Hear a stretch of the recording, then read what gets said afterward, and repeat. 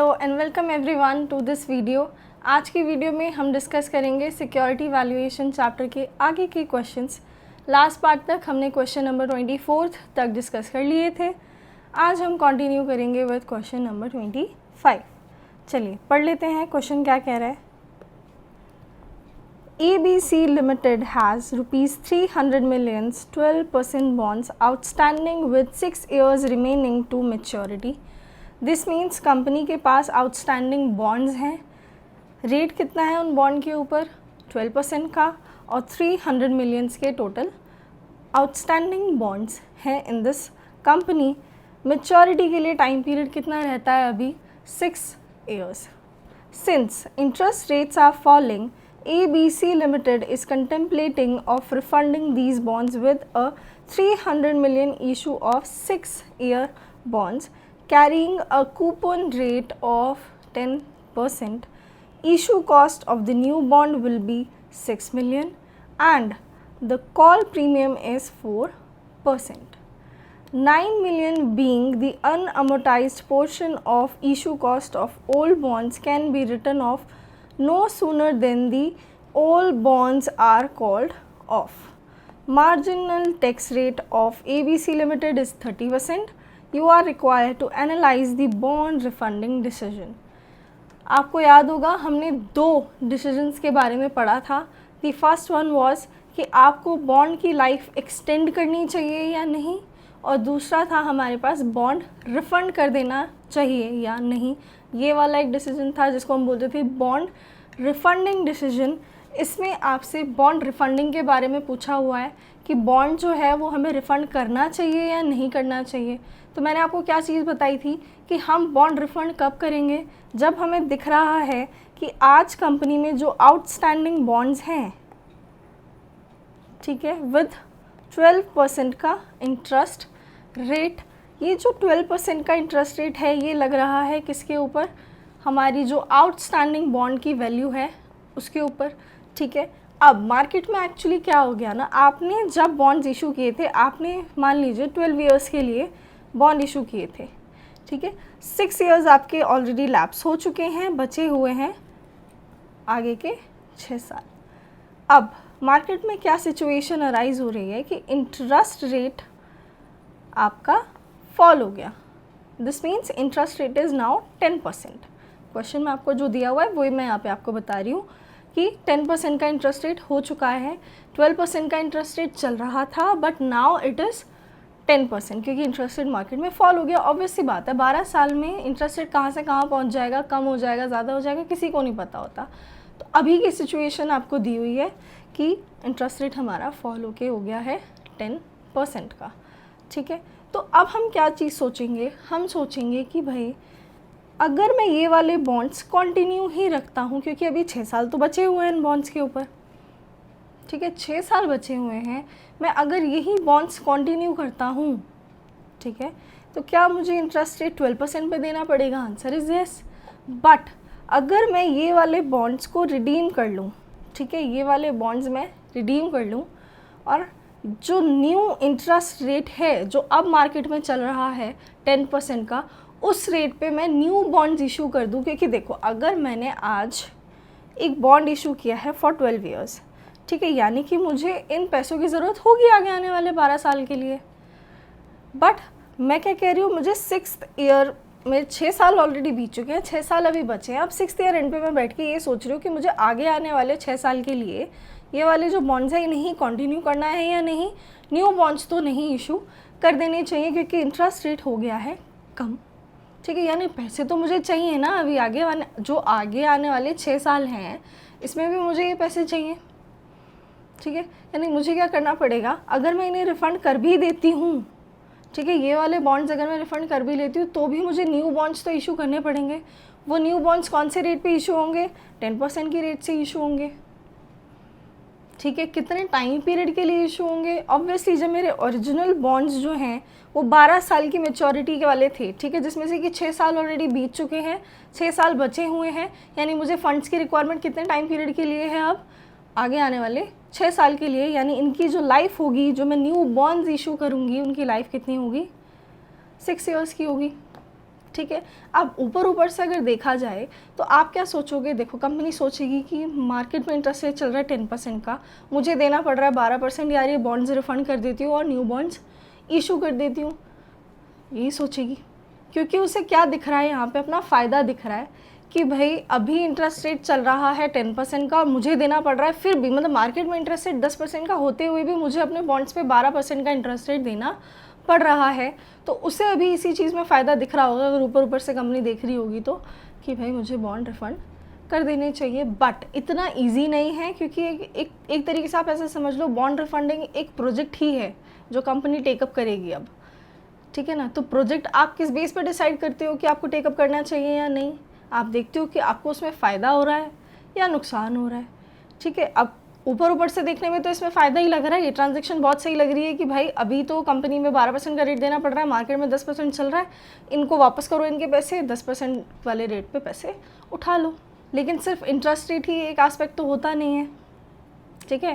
मैंने आपको बताया था कॉन्सेप्ट वीडियो में भी कि सिर्फ एक इंटरेस्ट रेट के बेस पे आप ये चीज़ डिसाइड नहीं कर सकते कि आपको बॉन्ड रिफंड कर देनी चाहिए या नहीं करनी चाहिए। आपको क्या करना पड़ेगा, आपको देखना पड़ेगा कि बॉन्ड रिफ़ंड करने में कितनी कॉस्ट आ रही है, ठीक है, कितना उस चीज़ में हमारा नुकसान हो रहा है, कितना आउटले हो रहा है हमारा, ठीक है। और जो न्यू बॉन्ड्स है उनकी कितनी हमें जो रिसीट्स हो रही है वो कितनी हो रही है, इशू कॉस्ट कितनी आ रही है, ये सारी चीज़ों को कंसिडर करते हुए जो आपकी सारी सेविंग्स हैं जो हर साल होगी और आपका जो इनिशियल आउटफ्लो हो रहा है उनको आप क्या करते हो, कंपेयर करते हो, फिर आप डिसाइड करते हो कि आपको एक्चुअली में फ़ायदा हो रहा है रिफ़ंड करने पे या नुकसान हो रहा है। दोबारा से एक बार रिपीट कर देती हूँ, हम क्या देखते हैं, देखो जो आउटफ्लो है, बेटा मिनट, जो आउटफ्लो है, ठीक है, जो इनिशियल आउटफ्लो है वो वन टाइम होगा, करेक्ट, क्योंकि आप क्या करोगे, सिर्फ बॉन्ड रिफंड करोगे आज की डेट में, उन पे प्रीमियम पे करोगे, ठीक है। कुछ आपकी इंटरेस्ट सेविंग होगी जो कम हो रही होगी या बढ़ रही होगी, वो चीज़ आप कंसिडर करोगे। जो चीज़ें वन टाइम हो रही हैं आउटले में, आपने वो चीज़ कंसिडर कर ली, ठीक है, आउटफ्लो आपका वन टाइम होगा, ठीक है, क्योंकि रिफंड आपको सिर्फ एक बार करना है। बट आपकी जो सेविंग्स होंगी, ठीक है, क्योंकि आप क्या करते, आगे आने वाले 6 सालों में आप 12% इंटरेस्ट रेट से इंटरेस्ट पे करते, करेक्ट। अब आप क्या करेंगे, आगे आने वाले 6 सालों में 10% की रेट से इंटरेस्ट पे करेंगे, यानी आपकी जो सेविंग्स हैं वो एनुअली हो रही हैं आगे आने वाले 6 सालों में, ठीक है। तो आप क्या करोगे, हर साल की जो एनुअल सेविंग है वो निकालोगे, ठीक है। अब आपको आउटफ्लो कब करना है, आज की डेट में करना है, टुडे। बट आपकी जो ये सेविंग्स हैं ये कब होंगी, आगे आने वाले 6 सालों में, करेक्ट। आपको क्या करना पड़ेगा, ये एनुअल सेविंग निकालनी पड़ेगी, इनको पीवी करके लेके आना पड़ेगा आज की वैल्यू पे, सो दैट ये दोनों आपस में कंपेरेबल बन पाए। जब आप कंपेयर करेंगे तो आप ये चीज़ डिसाइड कर पाएंगे कि आगे आने वाली जो आपकी एनुअल सेविंग्स हैं उनकी पीवी के बेस पे आप ये चीज़ डिसाइड कर पाएंगे कि जो आपका आउटफ्लो है आज की डेट में वो इन जो सेविंग्स हैं इनसे ज़्यादा है या कम है। अगर ज़्यादा होगा तो हमारे लिए नुकसान की बात है, ठीक है, कि इतनी तो सेविंग नहीं हो रही है जितना हमारा कॉस्ट हमें इनकम करना पड़ रहा है बॉन्ड रिफ़ंड करने के लिए, ठीक है। और अगर हमें दिख रहा है कि भाई सेविंग्स ज़्यादा है और आउटफ्लो आज हमारा कम होगा, तो हम क्या करेंगे, ये बॉन्ड्स रिफ़ंड कर देंगे। हम बोलेंगे आगे आने वाली जो टाइम में हमें फ़ायदा हो रहा है वो हमारा ज़्यादा है फ्रॉम दिस आउटफ्लो, तो हमारे लिए फ़ायदा है इन बॉन्ड रिफंडिंग, ठीक है। इसमें मैंने आपको ये दो चीज़ बताई थी कि आपको निकालना है आउटफ्लो जो कि वन टाइम होता है, आपको निकालनी है एनुअल सेविंग, एनुअल सेविंग की आपको निकालनी है प्रेजेंट वैल्यू, कंपेयर करना है आपस में, कंपेयर करके डिसाइड करना है कि नुकसान हुआ या फ़ायदा। अब आप देख लो क्या क्या चीज़ें इसमें हैं जो आपको कंसिडर करनी है इन दी आउटफ्लो और इन दी इनफ्लो। बात कर लेते हैं। वैसे तो मैंने आपको पूरा टेबल बना के बता दिया था कॉन्सेप्ट वीडियो में, ऐसा यहाँ पे बताने की इतना इन डेप्थ ज़रूरत तो नहीं है, क्योंकि आपको ऐसे ही समझ में आ जाएगा कि क्या चीज़ कहाँ कंसिडर करनी है। बट स्टिल एक बार फटाफट से देख लेते हैं। देखिए 300 मिलियंस का आउटस्टैंडिंग बॉन्ड्स थे इन द कंपनी, 12% की रेट थी, 6 साल बचे हुए हैं। अब इंटरेस्ट रेट फॉल हो गया, बॉन्ड्स आ गए, 10% की रेट पे आप सोच रहे हो कि भाई रिफ़ंड कर दिया जाए और 300 मिलियंस का ही एक नया इशू लेके आया जाए for the remaining period of 6 years. Rate क्या लगेगा उन पे, 10% का लगेगा, यानी एनुअल सेविंग आपकी कितनी हो गई। अगर आप जब एनुअल सेविंग निकालेंगे, ठीक है, आपको एक तो क्या निकालना है, नेट इनिशियल आउटफ्लो एक आपको क्या निकालना है, एनुअल सेविंग। तो जब आप एनुअल सेविंग निकालोगे तो आपको यहाँ पे क्या दिख रहा है कि आपका इंटरेस्ट रेट इस सेम अमाउंट पे पहले कितना था, 12% था, जो कि आपको पे करना पड़ता। अब कितना पे करना पड़ेगा, 10%, यानी 2% का आपको क्या हो रहा है, फ़ायदा हो रहा है। आप निकालोगे 300 मिलियंस पे आपको 2% का फ़ायदा हो रहा है, यानी 6 मिलियन रुपीज़ का आपको फ़ायदा हो रहा है एनुअली। ठीक है, ये चीज़ आपको याद रखनी है कि एनुअली फ़ायदा होगा, हर साल 6 मिलियन का फ़ायदा आपको हो रहा होगा। ठीक है, और मैंने क्या बताया था, क्योंकि आपका इंटरेस्ट रेट अब कम हो चुका है तो आपका जो इंटरेस्ट का अमाउंट आप चार्ज करेंगे इन द PNL वो भी क्या हो जाएगा, कम हो जाएगा, जिसकी वजह से आपका टैक्स का अमाउंट बढ़ जाएगा, यानी there will be decrease in tax saving, यानी एनुअल सेविंग में कुछ आपका नुकसान हो रहा है, जिसे हम बोलते हैं डिक्रीज इन टैक्स सेविंग। ठीक है, कितना डिक्रीज़ हो रहा है टैक्स सेविंग में। अब देखो इसमें आपको दिया हुआ है ना, मार्जिनल टैक्स रेट आपको 30% का दिया हुआ है। दिस मीन्स आपको जो टैक्स सेविंग्स हैं, जो टैक्स लॉस हो रहा है, वो चीज़ें आपको डिस्कस करनी है इसमें। ठीक है, वो चीज़ आपको कंसिडर करनी है इसमें। चलिए, 6 मिलियन से आपका इंटरेस्ट का अमाउंट क्या हो रहा होगा, कम हो रहा होगा एवरी ईयर, राइट। अब 6 मिलियन से जब आपका अमाउंट कम हो रहा है, यानी 6 मिलियन ही आपके कम चार्ज हो रहे होंगे इन दी PNL, और उस 6 मिलियन के ऊपर भी आपको टैक्स पे करना पड़ रहा होगा, यानी आपकी टैक्स सेविंग में डिक्रीज कितना आएगा, 6 मिलियन का 30% कम्स आउट टू 1.8। ठीक है, 6 मिलियन का 30% comes out to 1.8 million. This is your tax saving में डिक्रीज आ रहा है, तो ये आपके लिए एक, देखो आप क्या निकाल रहे हो, सेविंग निकाल रहे हो। ठीक है, तो आपको फ़ायदे कंसिडर करने हैं, but this is not a फ़ायदा फॉर यू। ठीक है, this is not the benefit. आपको क्या करना पड़ेगा, इसको माइनस करना पड़ेगा from your benefit of this annual saving जो आपको हो रही थी 6 मिलियन की एवरी ईयर। नाउ और क्या क्या दिया है, इशू कॉस्ट दी हुई है ऑफ द न्यू बॉन्ड, यानी ये क्या है हमारे लिए नेट इनिशियल आउटफ्लो में कंसिडर होना चाहिए। एक तो आपको क्या करना है, बॉन्ड्स रिफंड करने हैं, किस पे कर रहे हो, कॉल प्रीमियम ऑफ 4%, यानी आप 4% प्रीमियम पे क्या कर रहे हो, बॉन्ड को रिफ़ंड कर रहे हो। यानी आप कितने पैसे रिफ़ंड करेंगे, 300 मिलियंस तो आपके ऑलरेडी थे, प्लस 4% का आप उस पर क्या देंगे, प्रीमियम पे करेंगे वाइल रिफंडिंग दीज बॉन्ड्स, यानी 300 प्लस 4% कितना आएगा, 312 मिलियंस आपको क्या करने पड़ेंगे, रिफ़ंड करने पड़ेंगे। ये आपका नेट इनिशियल आउटफ्लो होगा। ठीक है, और क्या दिया था इसमें आपको, इशू कॉस्ट भी आएगी 6 मिलियन की, यानी आपके यहाँ पे ये भी आपके लिए क्या हो जाएगा, एक आउटफ्लो हो जाएगा। इशू कॉस्ट आ जाएगी कितनी, 6 मिलियंस। और क्या बोला आपको, 9 million being the unamortized portion of issue cost of old bonds can be written off no sooner the old bonds are called off, यानी आपको क्या करना है, आपकी जो अनअमोर्टाइज्ड कॉस्ट थी आपको उसे भी क्या करना पड़ेगा, राइट ऑफ करना पड़ेगा। करेक्ट, आपको क्या करना पड़ेगा, आपकी जो अनअमोर्टाइज कॉस्ट है, अनअमोर्टाइज कॉस्ट कैसे, जैसे मान लीजिए आपने बॉन्ड्स जब इशू किए थे उस टाइम पे आपको कुछ इशू कॉस्ट इनकर करनी पड़ी होगी। ठीक है, तो वो आप कैसे राइट ऑफ करते हो, during the life of the bond. ठीक है, अब इसके तो 6 साल बचे हुए हैं, जो ओल्ड बॉन्ड्स हैं उनके 6 साल अभी बचे हुए हैं, तो कुछ कॉस्ट ऐसी होगी जो अनअमोर्टाइज पड़ी हुई होगी अभी। ठीक है, तो वो भी आपको राइट ऑफ करनी पड़ेगी।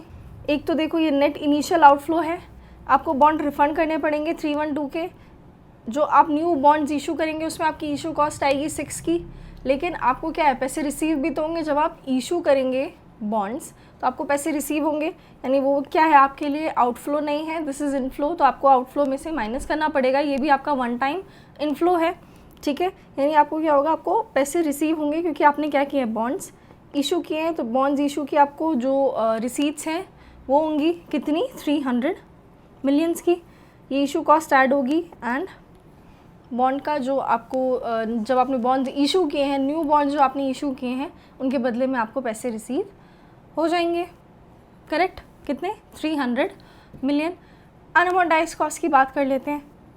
देखो अनअमोर्टाइज कॉस्ट में क्या बोला था मैंने आपको, जब आप एनुअल सेविंग्स कंसिडर कर रहे हो तो आपको क्या देखना है कि हर साल कितनी आपको सेविंग्स हो रही हैं। अब अगर ओल्ड बॉन्ड्स आप कंटिन्यू करते, ठीक है, अगर आप ओल्ड बॉन्ड्स कंटिन्यू करते तो आपको क्या करना पड़ता, जो आपके 9 मिलियन की अनअमोर्टाइज कॉस्ट है आप उसे हर साल क्या करते, अमोर्टाइज करते हुए चलते, राइट ऑफ करते हुए चलते। ठीक है, लेकिन अब आपके पास जो कॉस्ट इनकर हुई है आपकी इशू कॉस्ट, वो कितनी हो गई है, 6 हो गई है। इशू कॉस्ट 6 थी। तो अब आपको क्या करना है, सिंपली जो 6 मिलियन की आपकी इशू कॉस्ट आई है ऑन द न्यू बॉन्ड्स, अब आप आगे आने वाले जो 6 ईयर्स हैं, अब आप 6 मिलियन को राइट ऑफ करोगे। ठीक है, पहले आप कितने मिलियन को राइट ऑफ कर रहे थे, 9 को। एवरी ईयर कितना अमाउंट आ रहा होगा आपके पास, 9 डिवाइडेड बाय 6, आपके पास आ रहा है 1.5 का, सॉरी 1.5 का अमाउंट आ रहा होगा हर ईयर, जो आपको राइट ऑफ करना पड़ता अगर आप ओल्ड बॉन्ड्स को कंटिन्यू करते। बट अब अमाउंट कितना हो गया है, 1 का अमाउंट हो गया है, 1 मिलियन आपको राइट ऑफ करने पड़े एवरी ईयर। ठीक है, तो जब आप 1.5 करते चार्ज इन दी PNL, अब आपको चार्ज कितना करना है, 1 मिलियन। यानी आप जो अमाउंट चार्ज कर रहे हो इन दी PNL वो क्या हो रहा है, कम हो रहा है। वो कम हो रहा है मीन्स आपको टैक्स और ज़्यादा पे करना पड़ रहा होगा ऑन दैट रिड्यूस्ड अमाउंट, जिससे आपने समझा ना यहाँ पे टैक्स सेविंग के बारे में कि टैक्स पहले आपको ज़्यादा चार्ज कर रहे थे आप PNL में, तो आपको टैक्स अब क्या करना है, कम चार्ज करना है। तो आपकी इनकम इंक्रीज़ हो गई। ठीक है, आपको क्या करना पड़ेगा, उस पर ज़्यादा टैक्स पे करना पड़ेगा, तो आपकी टैक्स सेविंग क्या हो गई, कम हो गई। सिमिलरली जब आपकी अनअमोटाइज्ड कॉस्ट 9 थी तो आप 9 को चार्ज करते every year for the 6 years. अब आपकी जो अनअमोटाइज्ड कॉस्ट बची है वो कितनी हो गई, 6 हो गई, क्योंकि इशू कॉस्ट न्यू बॉन्ड्स के लिए कितनी है, 6 मिलियन की है। अब आप 6 मिलियन को चार्ज करोगे for every year for 6 years, यानी कितना अमाउंट चार्ज करोगे, 1 मिलियन का। पहले कितना करते, 1.5 का। यानी आप क्या कर रहे हो, चार्ज जो अमाउंट करना है PNL में वो आपका कम हो रहा है, तो आपकी इनकम इंक्रीज हो रही है। विद दैट डिफरेंशियल अमाउंट आपको क्या हो रही है, टैक्स सेविंग आपकी डिक्रीज हो रही है। कैसे निकालोगे डिक्रीज इन टैक्स सेविंग, किसकी वजह से, सेम है, डिक्रीज इन टैक्स सेविंग ही आपको यहाँ पे लिखना है, बट किसकी वजह से हो रही है, वो अनअमोटाइज्ड कॉस्ट की वजह से हो रही है। 0.5 मिलियन पे 30% का टैक्स रेट है, यानी 0.15 की आपको टैक्स सेविंग आपकी डिक्रीज हो रही होगी।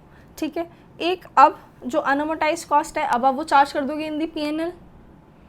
ठीक है, क्या करोगे, PNL में अब आप उसे चार्ज कर दोगे, तो आपके लिए क्या है, ये फ़ायदा है। PNL में ज़्यादा अमाउंट चार्ज हो रहा है तो आपको उस पर क्या हो रही होगी, टैक्स सेविंग हो रही होगी, यानी वो आपके लिए क्या है, इनफ्लो है। तो आपको क्या करना है, increase in tax saving add करना है। ठीक है, किस अमाउंट से, 9 मिलियन का 30% कम्स आउट टू 2.7 मिलियन। एक अमाउंट और है इसमें, आप देखो प्रीमियम पे इन्होंने क्या किया है, कॉल किए हैं बॉन्ड्स, जो इन्होंने बॉन्ड रिफंड किए हैं वो किए हैं प्रीमियम पे। ठीक है, तो प्रीमियम का अमाउंट इन्होंने कहाँ चार्ज किया होगा, PNL में। अब इन्होंने चार्ज किया PNL में, तो आपकी इनकम क्या हो गई, कम हो गई, आपके लिए टैक्स सेविंग हो गई। ठीक है, यानी आपको क्या हो गई, 12 मिलियन पे 30% के रेट से 3.6 मिलियन की आपको टैक्स सेविंग हो गई on what, the call premium. ठीक है, अब आप देख लीजिए आपके पास निकल के आ जाएगा, जब आप इसे सॉल्व करेंगे आपके पास आ जाएगा नेट इनिशियल आउटफ्लो। जब आप इसे सॉल्व करेंगे तो आपके पास निकल के आ जाएगी एनुअल सेविंग्स। एनुअल सेविंग्स जो होती हैं, मैंने आपको बताया, ये आपको हर साल होने वाली जो सेविंग है उसका अमाउंट है। ठीक है, इनिशियल आउटफ्लो से कंपेयर करना है तो आपको क्या करना पड़ेगा, इन सब जो आपकी एनुअल इंटरेस्ट सेविंग्स हैं आपको इनको लेके आना पड़ेगा कहाँ, ज़ीरो पीरियड पे। ये तो आपको हर साल होगी ना 6 साल तक। ठीक है, तो आपको क्या करना है, PV निकाल के लेके आना है, इसको ज़ीरो पीरियड पे कंपेयर करना है, गेन आ रहा है या लॉस आ रहा है। गेन या लॉस के बेस पे आपको बताना है कि आपको रिफ़ंड करना चाहिए या नहीं करना चाहिए। फटाफट से आप इसका आंसर डिस्कस कर लेते हैं। As such bond refunding decision में कुछ भी नहीं होता है, बट आपको ये चीज़ पता होनी चाहिए कि टैक्स सेविंग कब हो रही है और कब इंक्रीज़ हो रही है टैक्स सेविंग, कब डिक्रीज़ हो रही है। ठीक है ना, चलिए बात कर लेते हैं। देखो, इनिशियल आउटले निकाला इन्होंने, तो पहले इन्होंने कौन सा फिगर निकाला, जो इन्हें एज अ फेस वैल्यू क्या करना है, पे करना है। ठीक है, कॉल प्रीमियम भी पे करना पड़ेगा 4% के रेट से। ठीक है, तो ओल्ड बॉन्ड्स के लिए निकल के आ गई कॉस्ट जो आपको पे करनी पड़ी। और क्या आएगा यहाँ पे, आपने क्या लेके आए हो, आप न्यू इशू लेके आए हो बॉन्ड्स का। ठीक है, तो उसके लिए आपको जो पैसे हैं वो रिसीव हो रहे होंगे। पैसे रिसीव हो रहे हैं कितने, 300 मिलियंस, बट आपको इशू कॉस्ट क्या करनी है, इशू कॉस्ट आपको पे करनी है। तो दिस इज़ योर आउटले। तो आपको ये इनफ्लो, आप देखो ये इशू जो कॉस्ट है, जो न्यू इशू के सारी रिसीट्स हैं आपको, वो आपको रिसीव होंगी, ठीक है। तो आप ये 312 में से माइनस करोगे 300, बट इशू कॉस्ट है 6 मिलियन की, तो वो तो आपको पे करनी पड़ेगी, यानी आप प्लस करेंगे 6 मिलियन। टैक्स सेविंग देखिए, कॉल प्रीमियम पे भी आपको टैक्स सेविंग हो रही है, इन्होंने एक साथ निकाल दिया। कॉल प्रीमियम पे भी इन्हें टैक्स सेविंग हो रही होगी, क्योंकि वो जो अमाउंट है वो इन्होंने चार्ज किया होगा इन द PNL। एंड जो इनका अनअमोटाइज कॉस्ट है 9 मिलियन की, वो भी इन्होंने डायरेक्टली राइट ऑफ कर दी होगी इन द PNL। तो अब इनकी टैक्स सेविंग उस वजह से हो रही है। In their is the increase in tax saving. हम निकाल क्या रहे थे, आउटफ्लो निकाल रहे थे, मीन्स हम निकाल रहे थे कि हमारा कितना नुकसान हो रहा है। But if there is increase in tax saving, तो वो तो हमारे लिए बेनिफिट है। तो ये अमाउंट भी क्या होना चाहिए, माइनस होना चाहिए, ठीक है। सॉरी, ये अमाउंट भी आपका माइनस होना चाहिए, ये 294 भी आपका माइनस होना चाहिए। निकल के कितना आया, 294 माइनस किया, 6.3 मिलियन माइनस किया, हमारे पास निकल के आ गया net initial outflow of 11.7 millions, ठीक है।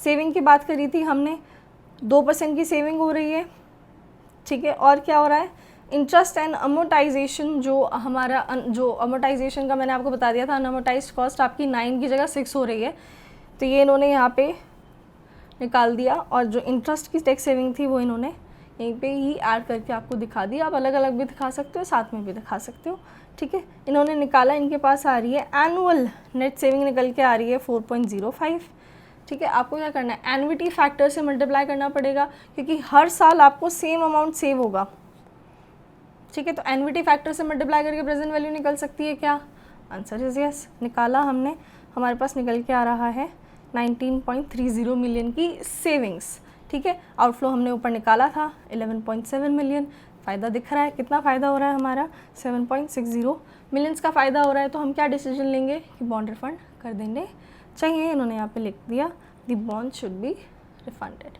आई होप आप लोगों को समझ में आ गया होगा, ठीक है। चलिए नेक्स्ट क्वेश्चन डिस्कस कर लेते हैं, विच इज़ क्वेश्चन नंबर 26। क्या बोल रहा है, the following data are available for a bond. क्या बोला हुआ है आपको, फेस वैल्यू दे दी, कूपन रेट दे दिया, ईयर्स टू मेच्योरिटी बता दिए, रिडम्पशन वैल्यू बता दी, यील्ड टू मेच्योरिटी बता दी। आपसे क्या पूछा है, पहले आप बताओ करंट मार्केट प्राइस क्या है, फिर पूछा है बॉन्ड की ड्यूरेशन बताओ, वोलेटिलिटी बताओ, और इस बेस पे आपको क्या बताना पड़ेगा, एक्सपेक्टेड मार्केट प्राइस बताइए अगर इंक्रीज़ हो गया है yield by 75 basis point. 75 basis point means 0.75%, ठीक है। 1% किसके बराबर होता है, 100 बेसिस पॉइंट के, ठीक है। ये चीज़ आपको याद रखनी है। जब 1% इज़ 100 बेसिस पॉइंट, तो 75% बेसिस पॉइंट मीन्स 0.75%, ठीक है। आई होप आप लोगों को ये छोटी सी चीज़ थी, पता होगी, ठीक है। नहीं पता होगी तो मैंने यहाँ पे आपको बता दी, या आप यहीं पे क्वेश्चन के साथ लिख लेना कि 100 basis point is equals to 1%। चलिए बात कर लेते हैं, फेस वैल्यू कितनी है 1000 की, कूपन रेट दिया है, यील्ड टू मैच्योरिटी पता है, रिडम्पशन वैल्यू पता है, यील्ड टू मैच्योरिटी पता है। करंट मार्केट प्राइस निकाल सकते हो क्या, जब आपको यील्ड पता है, ठीक है, रिडम्पशन वैल्यू पता है, कूपन रेट पता है, सब कुछ आपको दिया हुआ है इन्होंने, तो क्या आप करंट मार्केट प्राइस निकाल सकते हो, आंसर इज यस। कैसे निकालोगे, देखो फेस वैल्यू पे लगाओगे इंटरेस्ट रेट, ऐसे ही निकालते थे ना हम, 1000 है पे 16% आपको मिल रहा होगा इंटरेस्ट फॉर 6 ईयर्स, ठीक है। यानी हर साल आपको मिल रहे होंगे 160 रुपीज़, ठीक है। और क्या मिलेगा, रिडम्पशन वैल्यू मिलेगी 1000 की at the end of 6 years. इसको मल्टीप्लाई करेंगे किससे, प्रेजेंट वैल्यू एन्युटी फैक्टर से, कितने परसेंट से, यील्ड दिया हुआ है 17% का, तो 17% से कितने साल के लिए, 6 साल के से 6 साल के लिए जो एन्युटी फैक्टर होगा उससे मल्टीप्लाई करेंगे। ये क्या है, रिडम्पशन वैल्यू है, ये कब रिसीव होगी, at the end of 6th year, यानी मल्टीप्लाई करना पड़ेगा प्रेजेंट वैल्यू फैक्टर 17% की रेट से फॉर दी 6th ईयर, ठीक है। निकालेंगे, हमारे पास करंट मार्केट प्राइस आ जाएगा। नेक्स्ट क्या पूछी थी, बॉन्ड की ड्यूरेशन पूछी थी। ड्यूरेशन कैसे निकालते हैं हम लोग बॉन्ड की, आप लोगों को मैंने कराया था जब कॉन्सेप्ट वीडियो मैंने आपको बताई थी,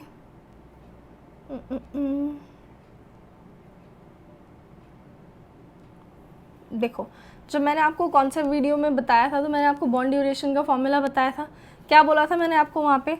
आपको करना है PV of inflows multiply with the year का सम एंड उसको डिवाइड करना है with the sum of PV of inflows.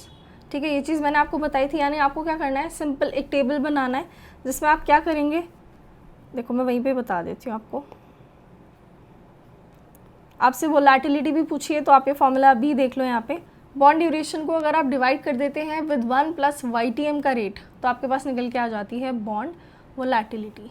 ठीक है, तो आपको जो यील्ड का रेट चेंज करके दिया हुआ है ना उन्होंने, कि चेंज आया, there is increase in yield by 75 basis point which means 0.75%। तो आप बॉन्ड वोलेटिलिटी का यूज़ करके आपको निकालना पड़ेगा कि मार्केट प्राइस में किस तरीके से चेंज आ रहा है। ठीक है, चलिए अब मैं आपको वहीं पे समझा देती हूँ ये चीज़। आपको क्या करना है, सिंपली टेबल बनानी है। टेबल किस तरीके से बनाएंगे आप लिखेंगे ईयर 1, 2, 3, 4, 5 एंड 6। ठीक है, ईयर लिखा। आपको क्या करना होता है, फिर कैश फ्लोज लिखने होते हैं। कैश फ्लोज कितने हैं आपके, 160 for every year for 6 years. ठीक है, and at the end of 6th year आपको रिडम्पशन वैल्यू रिसीव होगी ऑफ ₹1000। ठीक है, हमने लिख लिए कैश फ्लोज। नाउ हमें क्या लिखना होता है यहाँ पे, प्रेजेंट वैल्यू फैक्टर लिखना होता है। क्या, at the rate what, the yield का rate which is 17% in this case. ठीक है, यहाँ पे आपको दिया हुआ है, let me just clear this for you guys. देखो 17% का रेट आपको दिया हुआ है, 16% से हमने निकाल लिया कैश फ्लोज। चलो लिख लेते हैं। प्रेजेंट वैल्यू फैक्टर निकालने के लिए आपको मैंने क्या बताया था, आपको क्या करना पड़ेगा, 1 डिवाइडेड बाय 1.17। ठीक है, तो कब का निकलेगा आपके पास present value factor for the 1 year. निकालो, 1 divided by 1.17 comes out to 0.854। 7 है तो 5 कर देते हैं, इक्वल टू प्रेस करेंगे, it will be 3, 1 and 6, 2, 4, 5, 3, 4, 4, 5, 6 and this is 390। ठीक है, ये हमारे पास निकल के आ रहे हैं प्रेजेंट वैल्यू फैक्टर्स। अब आप निकालेंगे PV of all these inflows. ठीक है, कैसे निकालोगे, PV of inflows present value factor से मल्टीप्लाई करके। वेरी सिंपल, 160 को हमें मल्टीप्लाई करना है with 0.855 comes out to 136.8, multiply करना है विद 731 comes out to 116.96, 0.624, 99.84, 0.534, 85.44, 0.456 comes out to 72.96, 0.390 को मल्टीप्लाई करना है विद 1160 आ रहा है। ठीक है, हमारे पास ये निकल के आया। अब हमें क्या करना था, मैंने आपको फॉर्मूला जो बताया उसमें क्या लिखा था, ड्यूरेशन का फॉर्मूला था sum of year into PV of inflows divided by sum of PV of inflows. ठीक है, तो पीवी ऑफ इनफ्लोज निकल के आ गए हैं, इनका सम भी हम लोग कर सकते हैं। करके देखेंगे कितना आ रहा है हमारे पास, 72.96, 85.44, 99.84, 116.96 एंड 136.8 हमारे पास निकल के आ रहा है 964.40। ठीक है, यानी पीवी ऑफ इनफ्लोज आ गया। क्या नहीं आया अभी हमारे पास, हमने अभी मल्टीप्लाई ही नहीं किया ईयर को with the PV of inflows.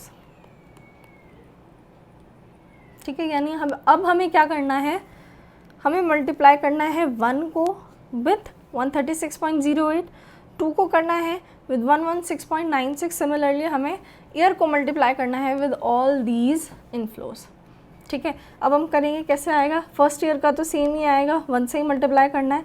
हमें क्या करना है, 116.96 को मल्टीप्लाई करना है विद 2 कम्स आउट टू 233.92, 99.84 को मल्टीप्लाई करना है विद 3, 85.44 को मल्टीप्लाई करना है विद 4, 72.96 को मल्टीप्लाई करना है विद 5 एंड 452.4 को मल्टीप्लाई करना है विथ 6। ठीक है, अब आप करेंगे इनका सम, निकालो कितना आ रहा है हमारे पास 364.8, 341.76, 299.52, 233.92 प्लस 136.8 कम्स आउट टू 4091.2। अब आपको सिंपली फॉर्मूला में पुट करनी है ये फिगर्स और आपके पास निकल के आ जाएगी बॉन्ड की ड्यूरेशन 964.40 से करेंगे तो हमारे पास निकल के आ रही है 4.24 ईयर्स। ठीक है, और ड्यूरेशन निकाल ली, वोलेटिलिटी पूछा है तो वोलेटिलिटी का फॉर्मूला तो आपको मैंने बता ही दिया। क्या बोला मैंने, ड्यूरेशन को आपको डिवाइड करना है विद 1 प्लस YTM का रेट। ठीक है, YTM क्या है, 17% का YTM है, 4.24 आ रही है हमारे पास लाइफ मतलब ड्यूरेशन।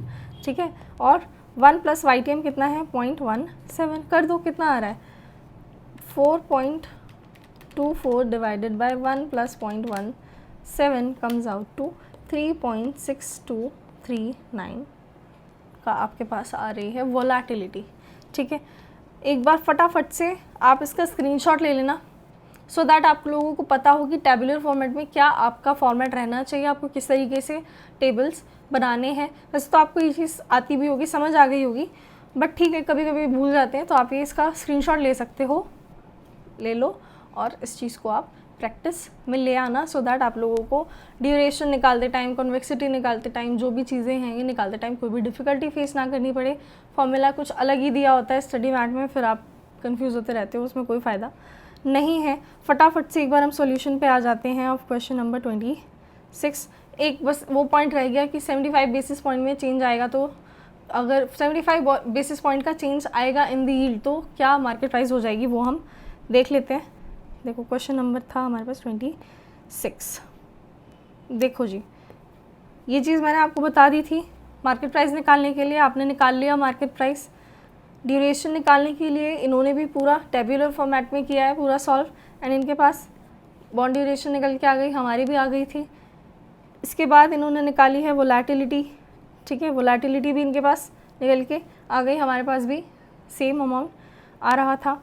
ठीक है, अब आपसे पूछा गया है कि अगर 75 बेसिस पॉइंट का चेंज आ जाता है इन द यील्ड, तो आपको ये चीज़ पता होगी कि अगर यील्ड इंक्रीज़ हो जाती है, यील्ड क्या है हमारे लिए, रिटर्न। अगर रिटर्न का परसेंटेज आप इंक्रीज़ कर देते हो, ठीक है, तो आपके कैश फ्लोज तो कोई चेंज नहीं होंगे। कैश फ्लो तो क्या होगा, अगर आपका 16% की रेट से आपको इंटरेस्ट रेट रिसीव हो रहा है तो क्या इंटरेस्ट रेट ही चेंज हो जाएगा? Answer is no.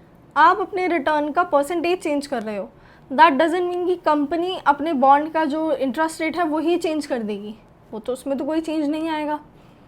ठीक है, कैश फ्लो सेम रहेंगे, यील्ड आपका क्या हो जाएगा, बढ़ जाएगा। दिस मीन्स आपके करंट जो मार्केट प्राइस है उस पर इफेक्ट आएगा सारा।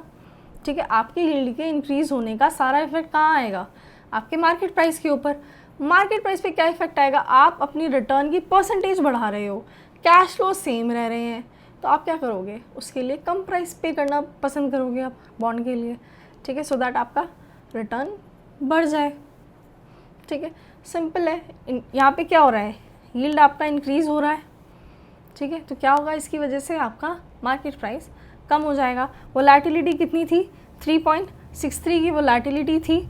आप ये वाला जो ऑल्टरनेटिव है इसे कंसिडर करना। अभी मार्केट प्राइस कितना था, 964.40 का हमने अभी निकाला था फर्स्ट पार्ट में, वही आपको कंसिडर करना है। ठीक है, उसमें चेंज कितना आएगा, 0.75 का बेसिस पॉइंट का चेंज आ रहा है। ठीक है, 75 बेसिस पॉइंट का चेंज आ रहा है, दिस मीन्स 0.75% का चेंज आ रहा है। 0.75% को आप कैसे लिखोगे, 0.75 डिवाइडेड बाय 100, 0.75% का चेंज आ रहा है, इसको ऐसे लिखा, मल्टीप्लाई किया विद दी वोलेटिलिटी, क्योंकि वोलेटिलिटी के हिसाब से ही तो चेंज आ रहा होगा इन दी मार्केट प्राइस। ठीक है, किससे मल्टीप्लाई करोगे, वोलेटिलिटी से मल्टीप्लाई करोगे, आपके पास निकल के आ जाएगा कि कितना चेंज आएगा now in the market price. Add करना है या माइनस करना है from the current market price, ये चीज़ आपको आइडिया मैंने दे दिया। यील्ड आपका इंक्रीज़ हो रहा है, यानी आप चाहते हो कि आपका रिटर्न इंक्रीज़ हो जाए, बट वो रिटर्न तो इंक्रीज़ हो जाएगा, कैश फ्लोज तो वही सेम है ना, कैश फ्लोज में तो कोई चेंज नहीं आएगा। तो आप क्या करोगे, अब आप उसके लिए कम प्राइस पे करना पसंद करोगे सो दैट आपका यील्ड बढ़ जाए, ठीक है, आपका रिटर्न बढ़ जाए। कम प्राइस पे करना चाहोगे, यानी ये जो चेंज आएगा ये कैसे आएगा, करंट प्राइस में से माइनस करना पड़ेगा आपके पास मार्केट प्राइस, जो न्यू मार्केट प्राइस है यील्ड में चेंज करने की वजह से वो आपके पास निकल के आ जाएगा, ठीक है। अगर यहीं पे आपका यील्ड आपको दिया होता कि आपका यील्ड डिक्रीज़ हो रहा है, तो आप ये जो चेंज आया ना इसको ऐड करते। ऐड क्यों करते, क्योंकि आप क्या बोल रहे हो, हमारा रिक्वायर्ड रेट ऑफ रिटर्न कम हो गया, यील्ड आप कम कर दो, ठीक है। यील्ड कम करने का मतलब कैश फ्लोज में कोई चेंज नहीं आने वाला। कैश फ्लोज तो वही 160 वही कंपनी पे करेगी, ठीक है, उसने बॉन्ड जो उसी रेट से इशू किए हैं वो वही कैश फ्लोज आपको पे करेगी। अब आपकी यील्ड कम हो गई, दिस मीन्स सारा इफेक्ट कहाँ आएगा, मार्केट प्राइस के ऊपर। अब आप उसके लिए ज़्यादा पैसे पे देने के लिए आप तैयार होगे सो दैट आपका यील्ड कम हो जाएगा, ठीक है। चलिए, आई होप आप लोगों को छोटी सी चीज़ थी समझ में आ गई होगी, ठीक है। नहीं समझ में आई हो, कोई भी डाउट हो, सॉल्यूशन है आपके पास। आप इंस्टाग्राम का टेलीग्राम का लिंक है डिस्क्रिप्शन पे, जाके क्लिक करो, मैसेज करो, आपका जो डाउट होगा वो मैं सॉल्व कर दूँगी, ठीक है। चलिए, नेक्स्ट है question number 27 which is a good question. पढ़ लेते हैं क्या कह रहा है क्वेश्चन में। Mister A will need 1 lakh after 2 years for which he wants to make one time necessary investment now. He had a choice of 2 types of bonds. आपको उनकी डिटेल दी हुई है। There is bond X and Y जिनकी आपको face value बताई है, coupon rate दिया हुआ है, ईयर्स टू मैच्योरिटी बताया हुआ है, करंट प्राइस बताया हुआ है, करंट यील्ड भी दिया हुआ है।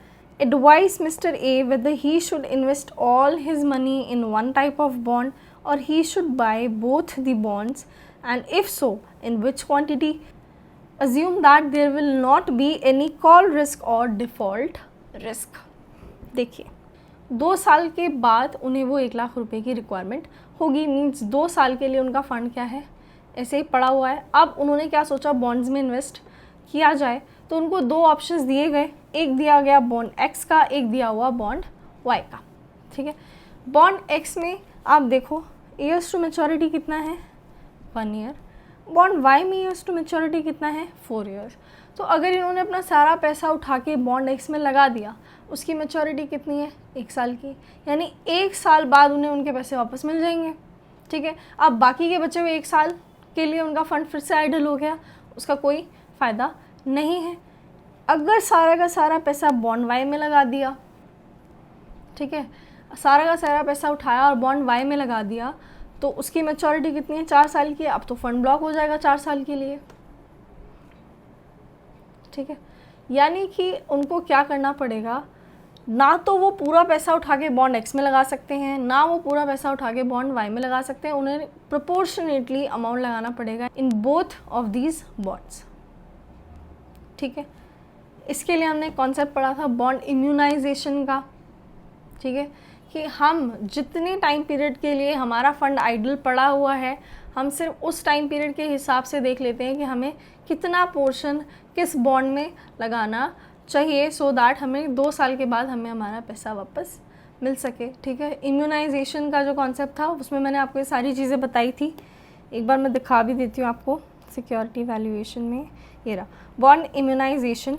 आपको क्या बोला, इन्वेस्टमेंट का जो भी आपका टाइम पीरियड है, जैसे आपको दिया हुआ है 2 years का टाइम पीरियड है जिसमें इसके जो मिस्टर ए हैं इनके फंड्स जो है वो आइडल पड़े होंगे, ठीक है। एवरेज बॉन्ड ड्यूरेशन के बराबर आपका आना चाहिए। बॉन्ड ड्यूरेशन कैसे निकालोगे वो आपको भी आप सीख के आए हो ऊपर, ठीक है। बॉन्ड ड्यूरेशन निकालना आपके लिए बहुत आसान काम है, निकालोगे आप बॉन्ड ड्यूरेशन। जो भी बॉन्ड ड्यूरेशन आएगी आपको क्या करना है, सिंपली उसके वेट से मल्टीप्लाई करना है, ठीक है। आपके पास आ जाएगा कि इन्वेस्टमेंट का टाइम पीरियड कितना रहने वाला है। बट इस क्वेश्चन में आपको इन्वेस्टमेंट टाइम पीरियड दिया हुआ है, आपको वेट्स नहीं पता, आपको यही देखना है कि आपको बॉन्ड 1 में मतलब बॉन्ड एक्स में एंड बॉन्ड वाई में कितना परसेंटेज अमाउंट इन्वेस्ट करना चाहिए, सो दैट आपका इन्वेस्टमेंट पीरियड निकल कर के आ जाए 2 years का, ठीक है। यानी कि नॉर्मल अगर बॉन्ड इम्यूनाइजेशन का क्वेश्चन होता तो आपसे पूछा होता कि ये 2 बॉन्ड्स हैं, इसमें इतना इतना परसेंटेज ये लगा रहा है, आप इसकी जो बॉन्ड इम्यूनाइजेशन है वो निकाल के बताओ, आप इन्वेस्टमेंट टाइम पीरियड निकाल के बताओ। आपको वेट पता होता, बॉन्ड की ड्यूरेशन आप निकाल लेते या शायद दी भी होती आपको, ठीक है। आप सिंपली ये फॉर्मूला लगाते हो, आपके पास इन्वेस्टमेंट टाइम पीरियड निकल के आ जाता। बट आपको इसमें इन्वेस्टमेंट टाइम पीरियड दिया हुआ है, वेट आपको निकालना है कि आपको दोनों जो बॉन्ड्स है उसमें कितना कितना परसेंटेज पैसा डालना है, ठीक है। तो आप कैसे निकालोगे? अब आप बोलोगे इक्वेशन तो बन जाएगी, बट दो मिसिंग फिगर्स हैं। दो मिसिंग फिगर्स का तो आपको पता ही है, एक में अगर पैसा लगेगा x का तो दूसरे में कितना वेट होगा, 100 माइनस एक्स, ठीक है। दोनों का वेट कितना होगा टोटल मिला के 100%। हम क्या करते हैं, उसको लिखते हैं 1 माइनस एक्स, ठीक है। 1 माइनस एक्स क्यों लिखते हैं? क्योंकि हम मान लेते हैं कि जो x निकल के हमारे पास आएगा वो आएगा कुछ इस फॉर्मेट में। अगर 40% हमारा निकल के आ रहा है x के, आपको 40% डालना चाहिए इन दी बॉन्ड x, ठीक है। एंड 60% का पैसा आपको डालना चाहिए इन दी बॉन्ड y। तो आपने 60% कैसे निकाला, 100 माइनस 40%। बट हम मान लेंगे कि हमारा जो फॉर्मेट आ रहा होगा आंसर का वो कैसे आ रहा होगा, 0.40 आ रहा होगा। हम इसे खुद परसेंटेज में कन्वर्ट कर लेंगे, ठीक है। तो अगर आप इसे 0.40 लिख रहे हो तो बॉन्ड जो एक्स वाई, देखो एक्स में आपने बोला कि 0.40 का हमारा प्रोपोर्शन है जो जाना चाहिए इन दी बॉन्ड एक्स, तो बचा हुआ अमाउंट कहाँ जाएगा, बॉन्ड वाई में। कैसे निकालोगे, 1 माइनस 0.40 यानी 0.60 का प्रोपोर्शन कहाँ जाएगा, बॉन्ड वाई में। अब आप देख लो दोनों का सम कितना आएगा, 1। या तो आप ऐसे लिख सकते हो 40% इसमें, 60% इसमें, या आप लिख सकते हो 0.40 इसमें, 0.60 वाई में, ठीक है। दोनों में से कुछ भी कर सकते हो, बट आपको क्या करना पड़ेगा, यहाँ पे चेंज लाना पड़ेगा। अगर आप 40% आंसर निकालना चाहते हो कि हमारा जो डायरेक्ट आंसर आ जाए वही निकल के आ जाए 40%, तो आपको यहाँ पे 100 कंसिडर करना पड़ेगा, ठीक है। लेकिन अगर आपको चाहिए कि आपका आंसर निकल के आए 0.40, 0.60, आप परसेंटेज में उसे खुद कन्वर्ट कर लेंगे, तो आपको यहाँ पे क्या लेना पड़ता है, 1 लेना पड़ता है ना, ठीक है। तो इस क्वेश्चन में आपको क्या करना पड़ेगा, जब आप ये इक्वेशन सॉल्व करोगे, आप वेट ऑफ 1 लिखेंगे x एंड वेट ऑफ 2 क्या लिखेंगे, 1 माइनस x। आपके पास आंसर निकल के आ जाएगा। अब मुझे नहीं लगता कि इस क्वेश्चन में एज सच कुछ बचा है। बॉन्ड ड्यूरेशन आपको निकालनी आती है, आप सिंपली बॉन्ड ड्यूरेशन निकालोगे, बॉन्ड इम्यूनाइजेशन के फॉर्मूला में पुट करोगे, परसेंटेज निकल के आ जाएगी। आपको पता चल जाएगा किस शेयर में आपको कितना, किस बॉन्ड में आपको कितना पैसा डालना है, ठीक है। फटाफट से सॉल्यूशन से ही दिखा रही हूँ ये वाला, ठीक है, क्योंकि कुछ है नहीं ऐसा इसमें। बॉन्ड ड्यूरेशन निकालना मैंने आपको बता ही दिया है। देखो बॉन्ड एक्स की ड्यूरेशन 1 आ गई है निकल के, बॉन्ड वाई की भी इन्होंने निकाली, इनके पास ड्यूरेशन निकल के आ रही है 3.563 ईयर्स। इन्वेस्टमेंट टाइम पीरियड कितना था हमारे पास, 2 ईयर्स का था। क्या करना है हमें, 2 को इक्वल रखना है with the weight of x, weight of x bond duration of x plus weight of y bond duration of y, ठीक है। वेट ऑफ वाई को हम कैसे लिख सकते हैं, 1 minus weight of x bond duration of y, यानी हमें क्या करना है, वेट ऑफ एक्स, यही करना है, यही सेम चीज़ इन्होंने यहाँ की है। 1 थी इसलिए यहाँ पे इन्होंने मेंशन नहीं की बॉन्ड ड्यूरेशन ऑफ एक्स। हमारे पास निकल के आ गया कि आपको 61% पैसा लगाना चाहिए इन दी बॉन्ड एक्स एंड बाकी का बचा हुआ 39% आपको लगाना चाहिए। सॉरी, इन्होंने शायद अज्यूम किया है, ठीक है, 39% इन बॉन्ड वाई, ठीक है। चलिए अब देखो, इन्हें क्या चाहिए थे, 1 लाख रुपए चाहिए थे at the end of 2 years, यानी कि इन्हें चाहिए कि जो भी इन्होंने इन्वेस्टमेंट आज की है, जो भी इनके पास आज पैसे हैं, वो जो इन्होंने इन्वेस्ट किए हैं वो उस अमाउंट में इंटरेस्ट वगैरह सब कुछ ऐड होने के बाद 1 लाख रुपए बन जाए आफ्टर 2 ईयर्स, ठीक है ना। क्वेश्चन का तो मतलब आप इंटरप्रेट कर सकते हो कि 1 लाख रुपए इनके पास हैं और उसकी रिक्वायरमेंट इन्हें कब है, आफ्टर 2 ईयर्स। दूसरी आप ये इंटरप्रिटेशन इसकी ले सकते हो कि इनके पास जो अभी फंड है ये उसे इन्वेस्ट करना चाहते हैं और चाहते हैं कि वो इंटरेस्ट वगैरह सब कुछ इंक्लूड करने के बाद अमाउंट कितना बन जाए, 1 लाख का बन जाए after the 2 years of time period. तो ये क्या कह रहे हैं, देखो 1 लाख रुपये चाहिए आफ्टर 2 ईयर्स, ठीक है। उसका 61% आपको इन्वेस्ट करना है आज इन दी बॉन्ड एक्स और 39% इन्वेस्ट करना है इन दी बॉन्ड वाई। अमाउंट निकल के आ गया, ठीक है। बॉन्ड्स कितने परचेज करने पड़ेंगे, अमाउंट पता है, आज की उनकी वैल्यू पता है, हमें निकल के आ गई कि हमें 52 बॉन्ड्स लेने पड़ेंगे ऑफ दिस एंड 34 बॉन्ड्स लेने पड़ेंगे ऑफ बॉन्ड वाई, ठीक है। एक बार आप इसका सॉल्यूशन खुद से भी पढ़ लेना सो दैट आपको समझ में आ जाए, ठीक है। एज सच कुछ डिफ़िकल्ट नहीं था इसमें, ठीक है। आप एक बार पढ़ोगे आपको समझ में आ जाएगा। नेक्स्ट है हमारे पास question number 28। RBI sold a 91-day T-bill of face value of 100 at an yield of 6%. What was the issue price? तो मैंने आपको जब मनी मार्केट इंस्ट्रूमेंट बताए थे, मैंने आपको क्या बोला था कि मनी मार्केट इंस्ट्रूमेंट में आपको सिर्फ एक चीज़ याद रखनी है कि मनी मार्केट इंस्ट्रूमेंट कभी भी पार पे इशू नहीं होते हैं, वो सिर्फ रिडीम होते हैं एट पार। यानी आपको जो भी पैसा दिया जाएगा वो दिया जाएगा at the end of the life. जैसे इसमें आपको 91 डे का टी बिल दिया हुआ है, तो 91 डे का टी बिल मीन्स आपको जो 91st डे पे जो आपको पैसे वापस किए जाएंगे, ठीक है, 91 डेज़ के लिए आपके पैसा रखा जाएगा, 91st डे पे जो आपको पैसे दिए जाएंगे वो कितने दिए जाएंगे, 100। यानी सिर्फ आपको फेस वैल्यू पे की जाती है 100 की, ठीक है। यानी कि वो आपको इंटरेस्ट अमाउंट ऐड करके पैसा नहीं देते, वो आज ही आपसे जो पैसा लेते हैं वो कम लेते हैं, डिस्काउंट पे आपसे पैसा चार्ज करते हैं, सो दैट आपका यील्ड वगैरह मिला के 100 रुपीज़ का अमाउंट बन जाए एट दी 91st डे, ठीक है। मैंने आपको ये चीज़ बता दी थी कि अगर देख लो, दोबारा से बोल देती हूँ, जैसे ये 91 डे का टी बिल है, ठीक है, तो ये आपको क्या करेंगे, 100 रुपीज़ पे करेंगे जब इसकी मैच्योरिटी हो जाएगी, ठीक है। आपको ये 100 रुपीज़ ही पे करेंगे, कोई इंटरेस्ट का अमाउंट अलग से नहीं देंगे, कोई आपको अलग से कोई रिडीमेबल वैल्यू पे आपको प्रीमियम नहीं पे करेंगे, कुछ नहीं देंगे, ये सिर्फ आपको पार वैल्यू पे करेंगे, फेस वैल्यू पे करेंगे ऑफ दिस ट्रेजरी बिल, ठीक है। बस इसमें कैच क्या है कि आपसे ये नहीं बोला जाएगा कि आप 0 पीरियड पे भी इसकी फेस वैल्यू पे करो, ये 0 पीरियड पे इसे डिस्काउंट में इशू करेंगे, ठीक है। किस तरीके से डिस्काउंट में इशू करेंगे, मान लीजिए 100 रुपीज़ का टी बिल है, ठीक है, 100 रुपीज़ का फेस वैल्यू वाला टी बिल है, तो ये क्या करेंगे, आपको आज ही डिस्काउंटेड वैल्यू पे, आज ही discounted value means present value, यानी जब आपसे क्या बोलेंगे कि देखो 100 रुपये हम आपको पे करेंगे at the end of 91st day, 91 days के बाद हम आपको ये 100 रुपये पे करेंगे, ठीक है। आज आप हमें इस 100 रुपये के लिए पैसे दे दो, आप बोलोगे मेरा 6% का क्या है, यील्ड है, मुझे इतना रिटर्न रिक्वायरमेंट है, ठीक है, तो ये क्या बोलेंगे, ठीक है, तो इसकी आज की वैल्यू हमें पे कर दो।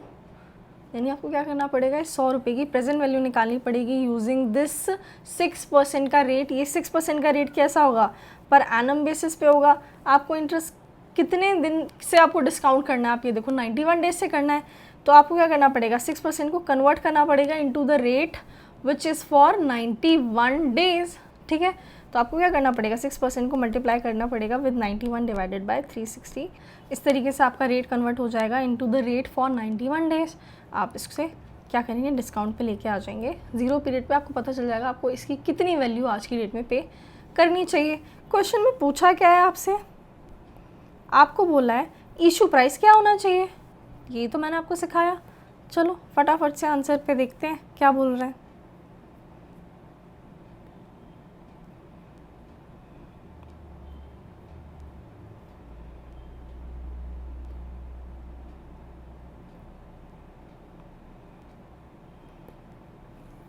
इशू प्राइस इन्होंने अज्यूम कर लिया एक्स का, ठीक है।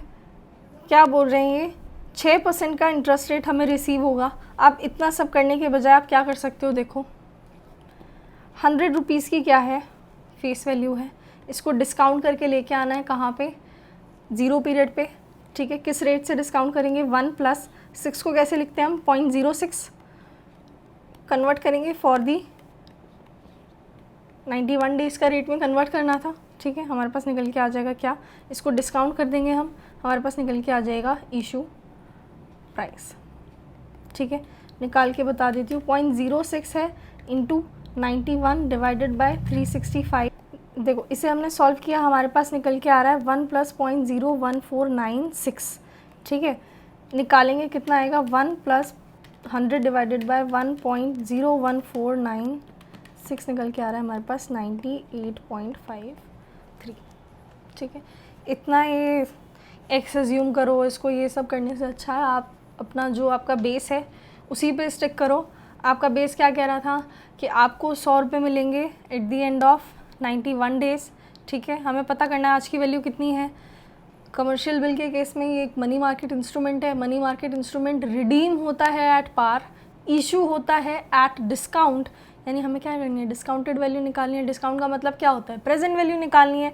प्रेजेंट वैल्यू निकालने के लिए रेट हमें पता है 0.06 है, लेकिन वो 0.06 कब का है, पूरे साल का है। ठीक है, कन्वर्ट करना पड़ेगा 91 डेज़ में। टोटल डेज़ कितने होते हैं, 365 होते हैं। कन्वर्ट किया, आंसर आ गया। ठीक है, इस तरीके से आप इसे सॉल्व कर सकते हो। 2 स्टेप में सिंपली ये सॉल्व हो गया। MCQ के लिए इंपॉर्टेंट क्वेश्चन है, मार्क कर लेना। चलिए नेक्स्ट क्वेश्चन डिस्कस कर लेते हैं, which is question number 29। I hope आप लोगों को ये जो चीज़ें हैं, जो मैं आपको कॉन्सेप्ट के साथ बता देती हूँ कि भाई कमर्शियल बिल था तो इस तरीके से इशू होना था।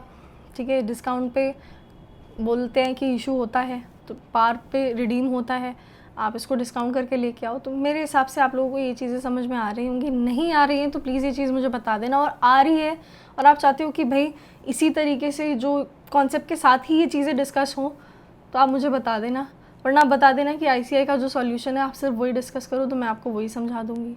ठीक है, वो चीज़ क्योंकि समझना बहुत डिफ़िकल्ट है। ठीक है ना, जो चीज़ आसानी से हो सकती है उसको फिर घुमा फिरा के समझना इज़ वेस्ट मेरे हिसाब से। ठीक है, आपको जो लगता है वो मुझे बता सकते हो। चलिए क्वेश्चन नंबर 29 क्या बोल रहा है, Wonderland Limited has excess cash of 20 lakhs which it wants to invest in short term marketable securities, जिसका कि एक्सपेंस आपको दिया हुआ है 50,000 का एक्सपेंस इस पर इनकर होगा। Securities invested will have an annual yield of 9%। और क्या बोला है, आपकी एडवाइस मांग रहा है as to the period of investment so as to earn a pre tax income of 5%। ये क्या कह रहा है, देखो एक्सेस कैश कितना है 20 lakhs का, शॉर्ट टर्म मार्केटेबल सिक्योरिटीज़ में ये लगाना चाहता है पैसा, जिसमें कि क्या होगा 50,000 का इसके पास क्या होगा 50,000 का इसे एक्सपेंस भी इनकर करना पड़ेगा। ठीक है, और इसको इनकम कितनी चाहिए, इस पर 5% की इनकम चाहिए, प्री टैक्स इनकम चाहिए 5% की। देखो 20 lakhs की इसकी क्या थी, इन्वेस्टमेंट थी, जिसपे क्या कमाना चाहता है 5% का प्री टैक्स इनकम कमाना चाहता है, यानी कि टोटल 1 लाख रुपीज़ ये इस पर कमाना चाहता है। ठीक है, यील्ड क्या है इसकी, इसको 20 lakhs पे 9% की यील्ड जो है वो मिल रही है फॉर एवरी ईयर। ठीक है, 9% पर एनम है। तो कितने साल के लिए इन्वेस्ट करना है यही पूछा है इसमें, कितना टाइम पीरियड के लिए इन्वेस्ट करना है यही पूछा है। इसमें से एक्सपेंसेस भी हटाने पड़ेंगे क्योंकि 50,000 के एक्सपेंसेस भी हो रहे हैं। आफ्टर इनकरिंग दोज एक्सपेंसेस इसको इनकम कितनी हो जानी चाहिए, 1 लाख की हो जानी चाहिए। अब आप सॉल्व कर लोगे, आपके पास एक्स निकल के आ जाएगा।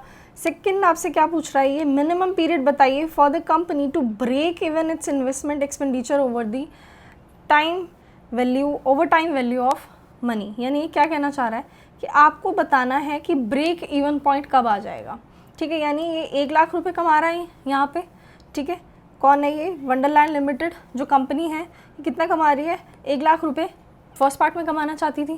ठीक है, यहाँ पे क्या कह रही है, सिर्फ मेरे एक्सपेंसेस वगैरह जो भी हैं वो मतलब उतना ही कमाई हो जाए तो भी चल जाएगा, मतलब ब्रेक इवन निकालना है। यानी यहाँ पे ये क्या कहना चाहती है कि एक्सपेंसेस जो हैं वो तो मेरे कवर हो जाएं, बट एज सच मुझे उस पर कुछ ओवर एंड अबव दैट नहीं कमाना। ठीक है, यानी मुझे क्या निकालना है, ब्रेक इवन पॉइंट निकालना है। मुझे निकालना है कि 0 रुपीज़ कब तक अर्न हो जाएंगे, कब तक ये 0 पे पहुंच जाएगी। मतलब एक्सपेंडिचर तो मुझे कंसिडर करने हैं। ठीक है, एक्सपेंडिचर जितने वो इनकर कर चुकी है उतना तो उसे कमाना ही है, यानी 50,000 तो यहाँ पे माइनस करने ही पड़ेंगे। ठीक है, एक्सपेंसेस हटा दो, जो भी इनकम हो रही है उसमें से एक्सपेंसेस हटा दो। कितने टाइम पीरियड में सिर्फ एक्सपेंसेस ही कवर होंगे, यानी यहाँ पे 1 लाख की जो इनकम आ रही थी वो कितनी हो जानी चाहिए, 0 आप निकाल दो कि भाई एटलीस्ट ये ना हो कि भाई लॉस ही हो रहा है, एक्सपेंसेस भी मेरे कवर नहीं हो रहे। ठीक है, ब्रेक इवन निकालना मीन्स आपको इस इक्वेशन में 1 लाख की जगह 0 पुट करना है। एक बार फटाफट से सॉल्यूशन में दिखा देती हूँ क्या हो रहा है।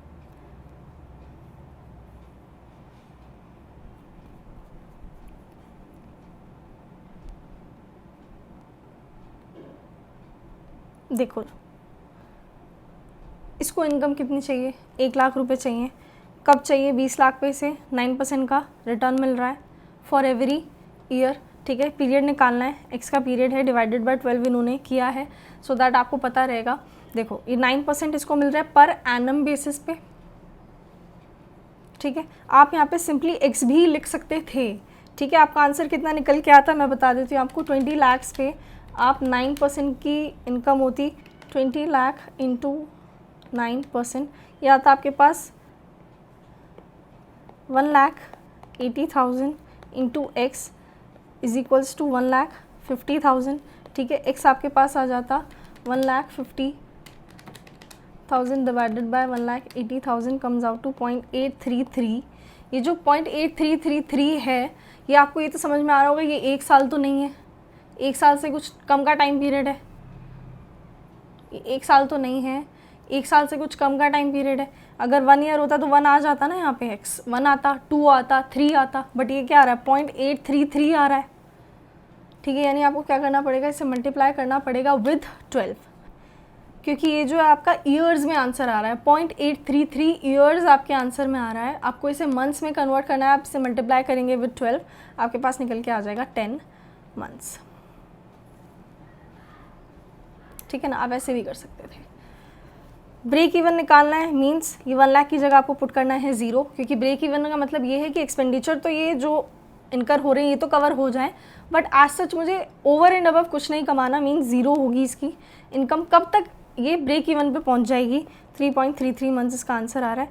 आप सिमिलरली यहाँ पे भी एक्स करके कर सकते थे। एक्स जो आंसर आपका आता, क्योंकि आपने यहाँ पे एक्स लिखा है, मीन्स आपने इसको नंबर ऑफ ईयर्स कंसिडर किया है, तो आपके पास इसी तरीके से कुछ ईयर्स आ रहे होते, आप उसको 12 से मल्टीप्लाई करते, आपके पास मंथ्स में आंसर आ जाता।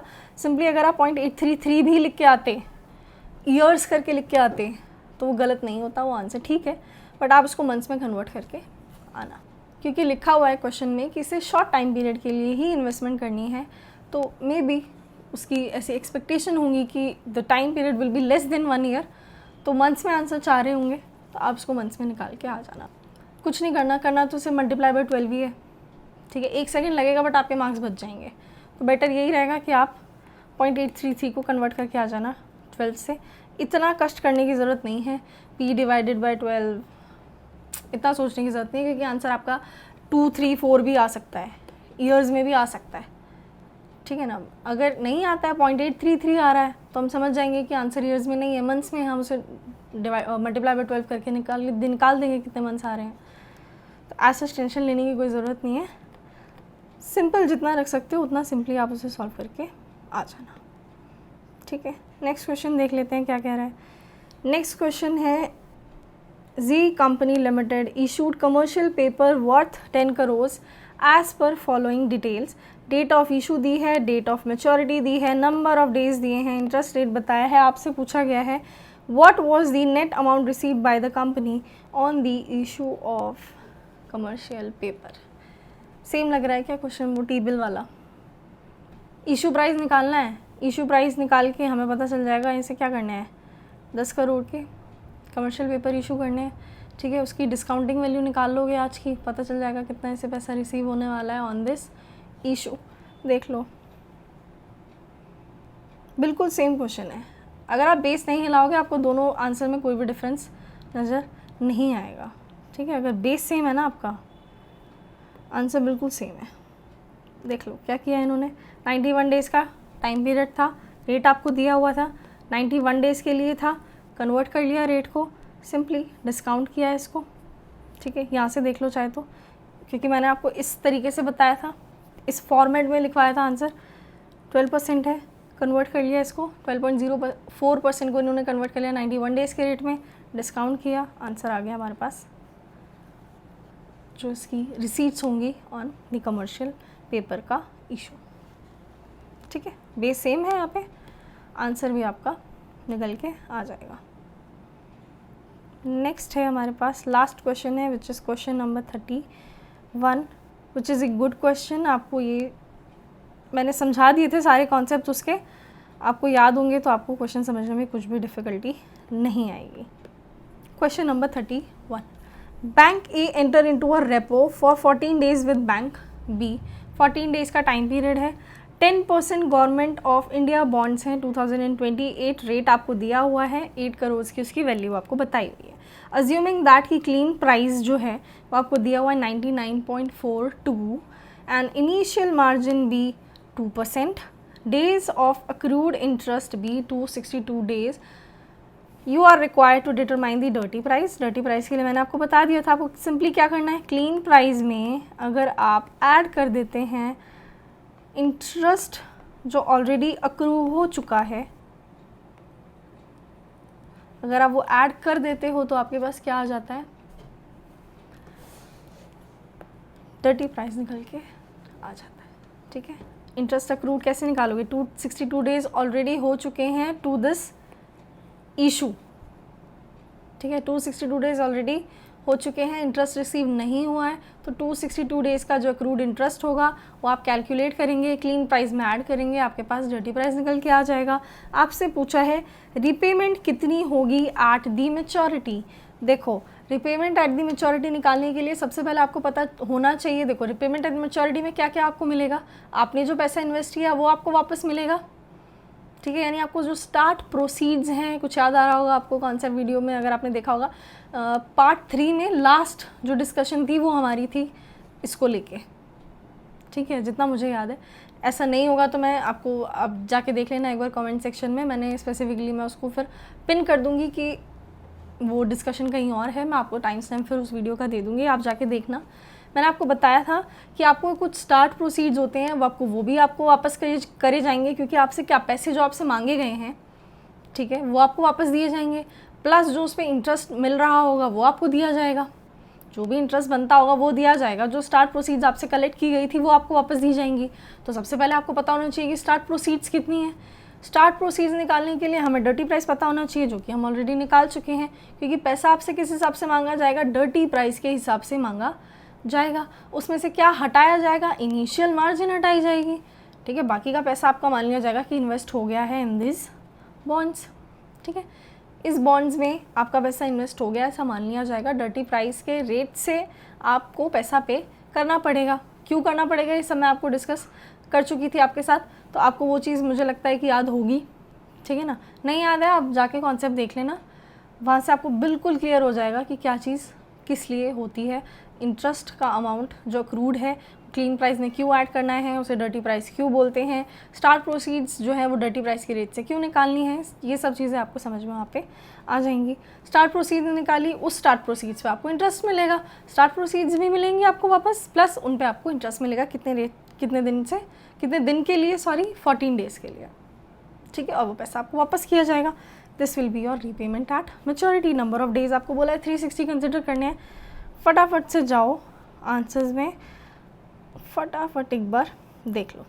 डर्टी प्राइस के लिए क्या किया, इंटरेस्ट अक्रूड निकाला। आपको इंटरेस्ट किस पे मिलता है, फेस वैल्यू पे मिलता है। ठीक है, किस परसेंट से मिलेगा, 10% का आपके थे गवर्नमेंट ऑफ इंडिया के जो भी सिक्योरिटीज़ थी वो थी 10% के रेट से। ठीक है, 262 डेज़ का इंटरेस्ट उस पर अक्रूड था, तो अक्रूड इंटरेस्ट हमने ऐड किया क्लीन प्राइस में, डर्टी प्राइस निकल के आ गया। स्टार्ट प्रोसीड्स कैसे निकलेगी, नॉमिनल वैल्यू आपकी है 8 करोड़ की, उस पर आपको डर्टी प्राइस के रेट से पैसा देना पड़ेगा। डर्टी प्राइस के रेट से पैसा देना है, 100 इज़ योर नॉमिनल वैल्यू। यानी देखो जो नॉमिनल वैल्यू है टोटल 8 करोड़ की है, ठीक है, उसको आप डिवाइड करोगे बाय 100, तो आपको पता चलेगा टोटल नंबर ऑफ बॉन्ड्स कितने आपको जो है वो परचेज़ करने हैं। ठीक है, जब आपको वो चीज़ पता चल जाएगी तो आपको पता चलेगा कि आपको डर्टी प्राइस के रेट से उस पर पैसा पे करना पड़ेगा। उन्हें परचेज़ करने के लिए डर्टी प्राइस पे आप पैसा पे करेंगे, जिसमें से कि वो आपसे इनिशियल मार्जिन हटा लेंगे। ठीक है, 1 माइनस इनिशियल मार्जिन करके आप लिख सकते हो इसे, ये चीज़ मैंने आपको बता दी थी, 1 minus initial margin. Initial margin को आप कैसे कंसिडर करोगे, इनिशियल मार्जिन 2% है, आप इसको लिखोगे 1 माइनस 0.02। ठीक है, आपने लिखा इनिशियल मार्जिन आपने हटाई।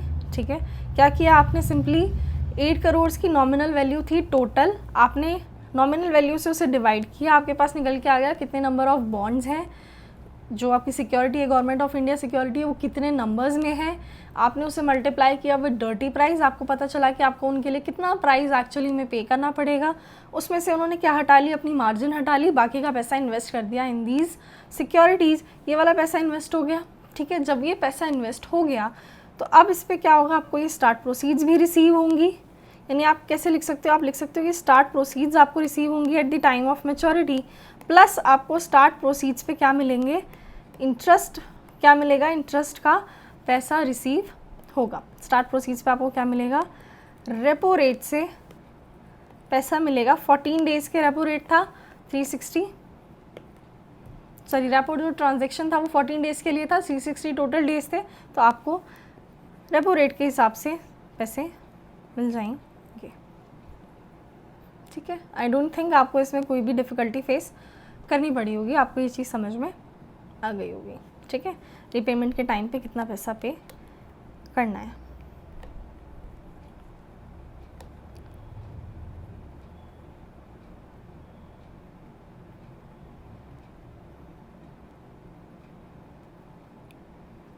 ठीक है, बस आपको एक ही चीज़ यहाँ पे याद रखनी है, वेट अ मिनट, जब आपको पैसा पे करना है इन बॉन्ड्स के लिए, ठीक है, तो ये बॉन्ड्स पे इंटरेस्ट रेट कितना है 10%। ये ही जो इंटरेस्ट होगा ये होगा अक्रूड, किस रेट से, 10% के रेट से। जब आपको पैसा रिसीव हो रहा होगा तो वो आपको रिसीव होगा रेपो रेट के हिसाब से। रेपो रेट कितना दिया हुआ है, आपको दिया हुआ है repo for 14 days with bank B इस रेट से। ठीक है, यानी जब आप रीपेमेंट के टाइम पे रीपेमेंट की प्रोसीड्स निकाल रहे हो, 14 डेज़ का इंटरेस्ट पे कर रहे हो स्टार्ट प्रोसीड्स पे, वो 14 डेज़ का इंटरेस्ट किस रेट से मिलेगा, 5.65% के रेट से। अब इस चीज़ में कंफ्यूज मत होना, डर्टी प्राइस निकाल रहे थे जो हम, वो निकाल रहे थे इन सिक्योरिटीज़ का। ठीक है, तो सिक्योरिटी पे जो इंटरेस्ट अक्रूड होगा वो ऐड होगा इन दी क्लीन प्राइस, तब निकल के आएगा हमारा डर्टी प्राइस। तो अक्रूड इंटरेस्ट किस हिसाब से है, 10% के रेट से ऑब्वियसली। ठीक है, गवर्नमेंट जो पे करेगी इन सिक्योरिटीज़ पे इंटरेस्ट वो 10% के रेट से पे करेगी। 262 डेज़ ऑलरेडी बीत चुके हैं जिनके लिए इंटरेस्ट ऑलरेडी अक्रू हो चुका होगा, किस रेट से, 10% के रेट से। ठीक है, आई होप आप लोगों को ये चीज़ समझ में आ गई होगी। कोई भी कन्फ्यूज़न आपको लगे आप मुझे प्लीज़ टेक्स्ट कर देना ऑन दी इंस्टाग्राम और दी टेलीग्राम ग्रुप, किसी भी मैसेज करना, आपका डाउट मैं क्लियर कर दूँगी। इसी के साथ हमारा ये वाला चैप्टर क्लोज़ हो जाता है। नेक्स्ट हम स्टार्ट करते हैं इंटरेस्ट रेट रिस्क मैनेजमेंट। ठीक है, छोटा सा चैप्टर है, उसमें कुछ थोड़ी बहुत समझने वाली चीज़ें हैं, बहुत इजी लगेगा आपको समझने में। ठीक है, क्योंकि कुछ बच्चों को बहुत डिफ़िकल्ट लगता है, वो बहुत कंफ्यूजिंग लगता है चैप्टर, तो वही पहले टेकअप कर रहे हैं। ठीक है, कुछ ने बोला भी था कि इंटरेस्ट रेट रिस्क मैनेजमेंट करा दो, तो वही चैप्टर टेकअप करते हैं नेक्स्ट वीडियो से।